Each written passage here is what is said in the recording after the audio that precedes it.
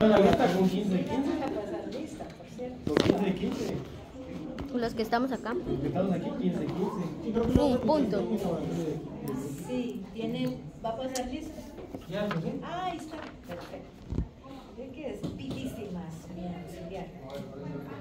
Muy bien, bueno, esto ya lo habíamos visto un poquito, pero para recordar, les completo el tema de cordón umbilical.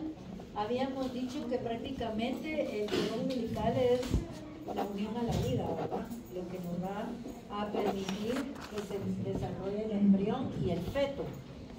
Y dependiendo de la especie, este cordón umbilical va a variar un poquito en cuanto a cantidad de vasos sanguíneos, aunque generalmente en la mayoría de especies vamos a tener una vena umbilical y dos arterias, ¿verdad? Umbilicales como lo vimos en el laboratorio, con excepción de los rumiantes y específicamente el bovino, que tienen 2 y 2 hasta la entrada, ¿verdad? Cuando entra ya al feto, ahí ya se vuelve una vena y ¿cómo se llama? Y se queda una vena.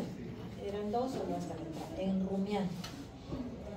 Y algo muy interesante también que tal vez uno nunca se pone a pensar es en qué momento se forma el cordón umbilical, y se forma desde muy temprana edad, definitivamente desde que se da la implantación y pasamos ya los primeros 15 días más o menos, o 3 semanas, ya el cordón umbilical tiene sí o sí que estar ahí presente, porque pues ya la alimentación, si se recuerdan, pasa de ser histotrófica, o sea, la leche uterina, entre comillas, ¿verdad? Pasa a ser hemotrófica, quiere decir que ya va a recibir sus nutrientes y alimentos y gases de la madre. Entonces, sí o sí, tiene que tener el cordón umbilical.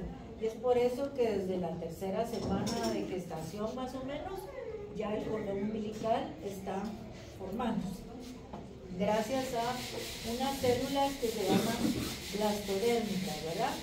Que aparecen precisamente para dar lugar a la formación del cordón.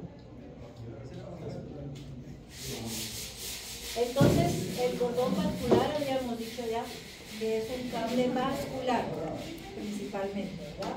Está formado por una vena y 2 arterias en la mayoría de especies.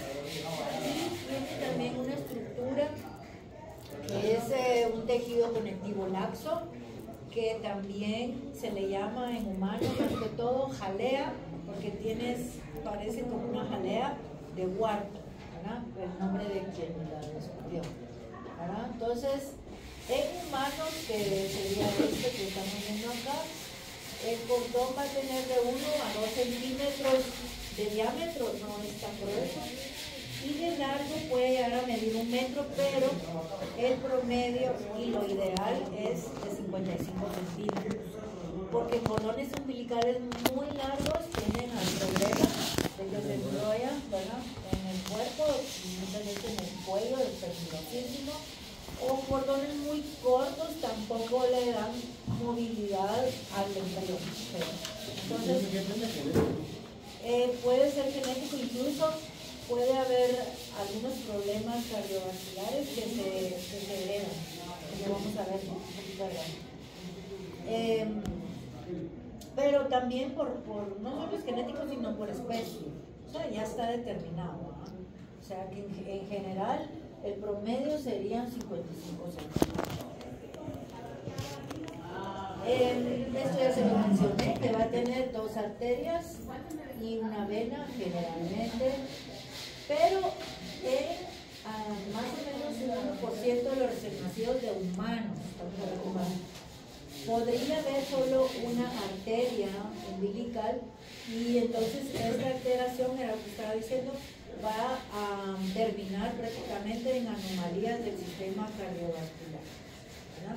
Y muchas veces el recién nacido tiene que ser operado, porque si no se va a morir. Entonces, ahora ya está esa ventaja de que todos están evolucionados que ya se pueden operar. Antes se morían, incluso ni sabían por qué, ¿verdad? Porque no había tanta tecnología, que la resonancia, que el sonido, todo eso ha sido como más hacia los últimos años. En el caso de los bovinos, les comentaba que en ellos sí vamos a tener 2 arterias y 2 venas hasta la entrada, solamente hasta acá, 2 venas. Pero después se convierte en una sola, ¿no? Va a llegar al lugar. En ellos también el tamaño del cordón umbilical es relativamente corto para el gran tamaño de los bovinos, por ejemplo, ¿verdad? Mide más o menos 1/4 del largo del cuerpo, o sea que si, por ejemplo, en esta etapa estaría muy por acá, abierto, y conforme va creciendo, pues 1/4 del cuerpo. Y en las cabras, pues va a ser 1/6, ¿verdad? Un poquito menos. Y las arterias tienden a ir como rectas, no en espiral. La especie que sí presenta que van en espiral o helicoidal son los suinos, ¿verdad? En los equinos es la misma historia, 2 arterias y 1 vena, ¿verdad? Y aquí pues está retorcido, pero es por la foto que se tomó, pero no es que vaya helicoidal como en el bovino en sí. Este es igual, va así recto. En los cerdos sí mide más o menos 25 centímetros y casi es de largo del feto, al embrión feto. O sea, sí es bastante largo para el tamaño del suino, ¿verdad? Que se está formando. Aquí son 2 arterias y 1 vena que van en espiral o helicoidal, ¿verdad? En el canino, 2 arterias y 1 vena. ¿Se tiene? Y bueno, y hasta ahí en los felinos igual, ¿verdad? 2 arterias y 1 vena. Realmente los que tienen que saber que son diferentes son los Bueno, entonces ya que vimos, aquí pueden ver perfectamente el cordón umbilical, serían las 2 venas y las 2 arterias. Estas también se llaman arterias alantoideas o también del uraco o umbilicales, ¿verdad? Tienen varios nombres. Y estas son 2 venas umbilicales solo hasta la entrada. Después se convierte en una vena, ¿verdad? Aquí además, como lo vimos en el laboratorio, van a encontrar ustedes también el conducto uraco, ¿verdad? Que es el que va a servir de comunicación entre lo que es la vejiga urinaria y la madre, la placenta, cuando la vejiga urinaria todavía no funciona, ni la uretra, ni nada de eso. Entonces va el uraco acá, y ese es donde va a salir lo que es la orina. Bueno, en mamíferos la circulación se va a llamar alantoidea o placental. Sí, es la que nos interesa, porque la bifelina, nada que ver acá, en mamíferos, esa es más que todo en aves, ¿verdad? Que también ya lo vimos en el laboratorio. Ahí pudieron ver ustedes el poito formándose y todas las arterias y venas circulatorias de vitelina. Se llama circulación vitelina. Aquí se llama circulación alantoidea o placental.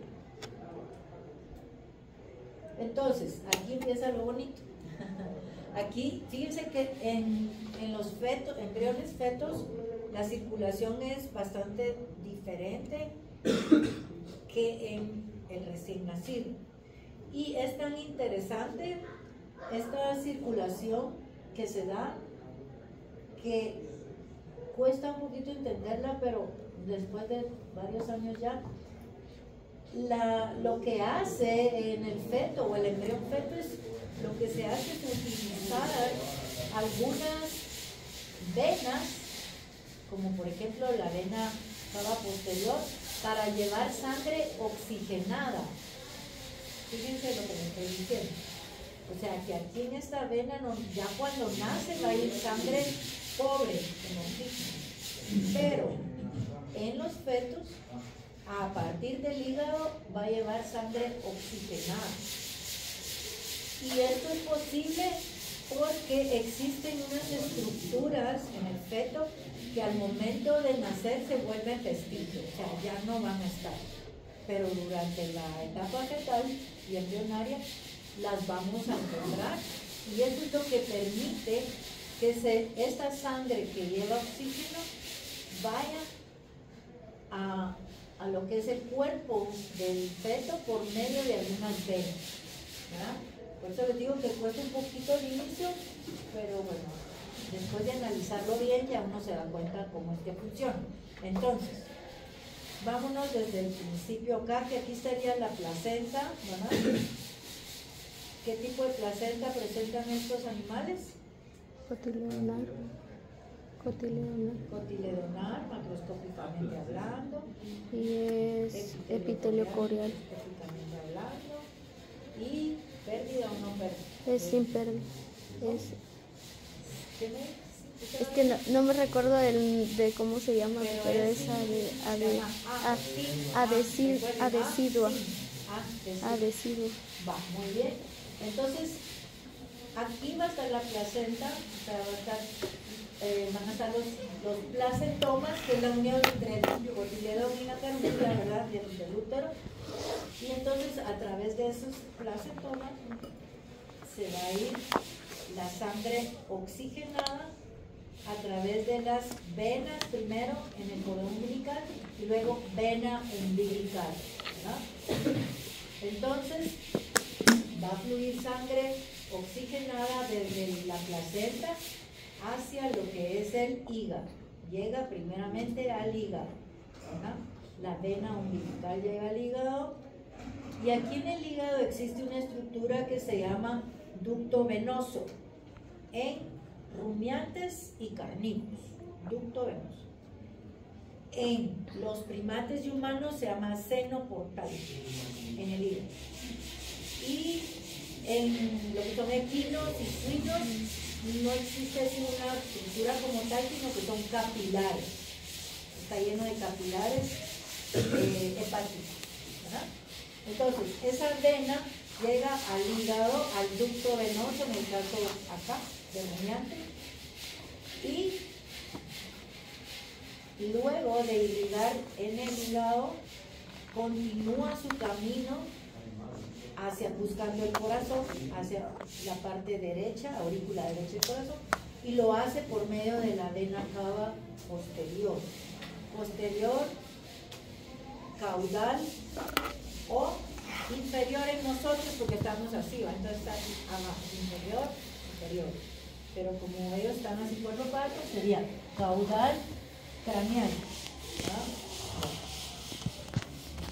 Entonces, luego que pasa a la vena cava posterior o caudal, va a llegar hacia la, pueden ver aquí si damos el grupo, aurícula derecha del corazón. Y esa sangre va oxigenada. Fíjense, pues aquí hay otra cosa al revés, porque la sangre oxigenada en un recién nacido va a estar del lado del corazón, ¿qué lado? Izquierdo. Aquí viene al lado derecho, primeramente. ¿Pero por qué es eso? Piensen. ¿Por qué? Porque es el que se conecta con el viejo. No, eso sí, pero ¿por qué no puede pasar al lado izquierdo? ¿Qué es lo que hace? ¿Por el oxígeno? Sí, el oxígeno en un recién nacido o en un adulto, ¿dónde está? Normalmente, en los pulmones. Entonces, como acá los pulmones se están formando, incluso no están todavía utilizándose, entonces, por eso va a llegar al lado derecho, y después va al lado izquierdo, y bueno, etcétera. Ahorita lo vamos a ver. Pero no, porque el oxígeno no puede llegar de los pulmones, entonces llega de la placenta, pasa por el hígado, se va por la vena cava posterior y llega al lado derecho del corazón, ¿verdad? Aurícula derecha. Luego, aquí se va a mezclar con sangre que viene de la vena cava anterior, aquí, y seno coronal, ¿verdad? vena cava anterior o craneal, que es esta, y seno coronario son todas las que están aquí alrededor de las aurículas, ¿verdad? Entonces se mezcla con esos tres tipos de sangre y pasa al ventrículo derecho, y de aquí pasa al lado izquierdo por medio de esta estructura que es un agujero o foramen oval, se le llama, ¿verdad? Esa está en la otra. Aquí sí. Aquí pasa al ventrículo derecho y luego a la aurícula izquierda por medio del foramen oval. Este agujero que existe aquí entre aurícula derecha e izquierda, después miren, esto se cierra y se forma el tabique que va a estar dividiendo las aurículas al momento de nacer, ¿sí? Esa es otra estructura ventricular. Y para evitar que se mezclen las sangres, porque cuando ya nace los pulmones funcionan, entonces los pulmones van a llevar la sangre oxigenada hacia la izquierda, ¿no? Entonces se cierra esto después y se convierte en una fobia o cosa, solo está como un hilito, pero se cierra, ¿verdad? Bueno, entonces aurícula derecha, ventrículo derecho, luego pasa la aurícula izquierda, ventrículo izquierdo, ¿verdad? Y va a pasar o va a salir a la aorta, que sería esta que está acá, sale por la aorta, y venas pulmonares, que también las van a encontrar aquí, ¿ven? Perdón, esta es la aorta, es esta, y estas son las venas, y llegan a los pulmones. Esta, no, perdón, estas son las venas pulmonares, aquí está la aorta y las arterias pulmonares, que después cuando nace esta arteria sale del lado derecho y llega a los pulmones. Las arterias salen en ese caso y las venas entran al corazón, ¿sí? Aquí es también así un poquito diferente. Bueno, entonces aurícula derecha, ventrículo derecho, aurícula izquierda, ventrículo izquierdo, y pasa hacia lo que sería la aorta y lo que son primero pues la arteria y luego pasa a las venas pulmonares. Sale de aquí, llega al pulmón, la fibra y llega hacia las venas, ¿sí? Y estas ayudan a formar otra estructura vestigial que es el ducto arterioso. Es esto que ven aquí. Después esto, como que lo cortáramos y ya no se comunican, ¿verdad? Sino que salen de acá directamente. Bueno. La sangre que va entonces oxigenada en la aorta se va a ir a la región craneal y braquial, o sea, todo lo de adelante, ¿verdad? Por medio de vasos brachiocefálicos y de la arteria carótida común, e irriga todo el anterior. El resto de sangre oxigenada se va a ir por la aorta y va a ir a irrigar la parte torácica, la parte abdominal y la parte posterior, o ilíaca, ¿verdad? Aquí se van a formar unas arterias que son las arterias ilíacas internas y externas. Las arterias ilíacas externas van a dar origen a estas que están acá, que son las arterias alancoideas, o umbilicales o del uranio, ¿sí? Que son las que van a llevar, después de que se oxigenó todo, van a llevar sangre con CO2 hacia la placenta y luego hacia la mano, ¿verdad? Bueno, entonces esa era la circulación a grosso modo. Por supuesto que hay más vasos sanguíneos y hay más cosas que cubrir, pero no le puedo decir todo porque si no, no terminamos, ¿no? Pero esa es la parte más gruesa, digamos, hoy más importante. Ahora, cuando ya nace el ser, entonces tiene que cambiar todo. por lo que ya hablamos. Los pulmones van a empezar a funcionar y entonces ahí va a ser donde va a llegar el oxígeno, ¿verdad? Y también empieza a comer y pues va a ir al aparato digestivo, etcétera, todo lo que ya conocemos. Pero entonces cuando nacen van a quedar fundamentalmente 4 estructuras vestigiales, que ya les mencioné más o menos. Aquí estaría el cordón umbilical, esto es de un humano, ¿verdad? Este es el cordón umbilical, aquí venía la vena umbilical y este es el hígado. Pero ahora esa vena ya no está y se llama ligamento teres o hepático, ¿sí? O redondo le llaman en humanos, y aquí ligamento venoso. Este ligamento sirve, si se fijan, viene acá y llega, esta es la vena cava posterior. Entonces aquí esto ayuda a mantener la presión negativa, porque principalmente nosotros estamos parados, si no hay una presión negativa, la sangre se va abajo otra vez. Entonces este ligamento teres o hepático ayuda a mantener la presión negativa acá de la vena cava posterior, ¿verdad? Y aquí está la primera estructura que se fue, ya no va a estar. Y por eso entonces ahora tienen aquí en claro, miren, esta sangre va a ir desoxigenada y esta parte del lado izquierdo es la sangre que va a ir oxigenada, por eso está así en ese color más oscuro, ¿verdad? Luego la otra estructura que les decía yo que era un agujero acá, eso desaparece y se forma el tabique y se llama fosa oval, o sea que solo queda como un hundimiento, pero ya no hay agujero. Eso es para evitar que se mezclen las sangres del lado izquierdo con el derecho, ¿verdad? Luego el siguiente vestigio, que es el ducto arterioso. Vean, aquí está el ligamento, que queda como un ligamento arterioso. Si se fijan, aquí está lo que les estaba yo hablando.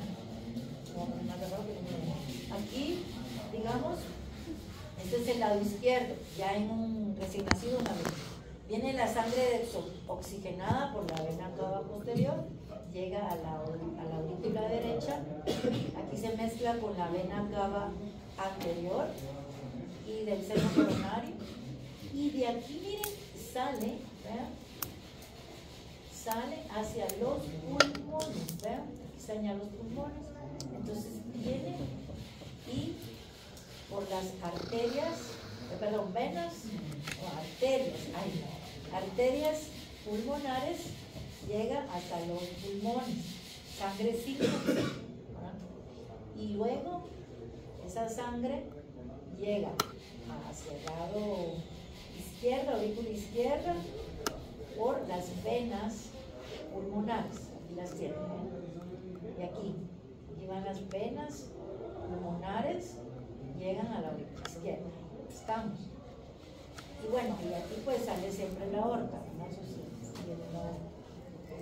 pero antes se comunicaba estas de acá con la aorta, miren, aquí estaba el ducto arterioso y ya no existe. Este es el que a veces persiste en humanos y el ducto arterioso no se cierra, no hay ligamento. Entonces, ¿qué va a pasar? Se va a mezclar la sangre sin oxígeno con la que tiene oxígeno y el bebé no va a poder oxigenarse, se ponen cianóticos y pues si no se hace algo luego se muere. Entonces es por eso. Bueno, este es el otro. El ducto arterioso se vuelve un ligamento arterioso, ese pedacito. Y ya se diferencian el lado derecho del izquierdo, ¿no? Luego, la otra estructura es esta que está aquí. Como aquí está ya la vejiga urinaria, y aquí esto va a pasar por la uretra y va a salir, ¿verdad? Ya por la vulva o pene, dependiendo si es hembra o macho. Entonces, esas arterias que teníamos acá, lantoideas, ¿verdad? O umbilicales o el uraco, ya no son necesarias y van a quedar como un ligamento medial de la vejiga, o sea que está aquí a la par, o ligamento alantoideo, o del uraco o vesical. Cualquiera de todos los nombres es lo mismo, exactamente, ¿verdad? Entonces aquí pueden ver ya claramente que esas tampoco ya no están. Y por eso es que se puede dar la circulación fetal por medio de estructuras que normalmente llevan CO2, pero en el caso de fetal va a llevar O2, ¿verdad? ¿Está claro hasta aquí? ¿Estamos bien? ¿O tienen duda con eso? Voy a subir puesto un poquito, pero no sé si tienen duda. No, sigamos. Bueno, ya para terminar entonces les voy a platicar un poquito de la placenta y el nacimiento, porque es que el ser humano nace a los 9 meses, porque un perrito nace a los 2 meses, porque un gato a los también 2 meses, porque un cerdo a las 5 meses, etcétera, ¿va? Entonces, ¿por qué? Entonces se cree que los corticosteroides que se producen en las adrenales de los fetos, cuando ellos ya van madurando, ¿verdad? Porque se empiezan a formar y madura a nivel de las glándulas adrenales que están cerca de los riñones, se forman corticosteroides en el feto. Entonces eso hace o estimula a que llegue a lo que, o sea, que se forme estrógeno en la placenta y que lleguen prostaglandinas, ¿verdad? Y las prostaglandinas no son hormonas, pero actúan como tal, van a ir a desintegrar o deshacer el cuerpo lúteo, que era el que también tenía que ver en lo que era el mantenimiento de la gestación. Aparte de que la placenta también, ¿verdad? Era la que estaba manteniendo la gestación, ¿verdad? Pero entonces llegan ellas y hacen que se pierda el cuerpo lúteo y que comience la contracción del útero. Y entonces van a empezar lo que es la expulsión de las membranas placentarias, ¿verdad? Y el feto. Entonces, la duración y fuerza de los movimientos del útero, ¿verdad? Estamos hablando. Eso va a ser controlado por otra hormona que es la oxitocina. La oxitocina va a ayudar en el momento del parto y tal vez 24 horas después. Esto es importante que lo sepamos porque a veces le dicen a un médico veterinario, dice que la vaca o lo que sea, cualquier animal, parió pero no saca la placenta. Si ya pasaron 24 horas, por ejemplo, ustedes le pueden poner oxitocina, pero ese estímulo que había cuando estaban naciendo ya no va a estar. Entonces, por gusto, igual no va a salir. Entonces, no hay razón para poner.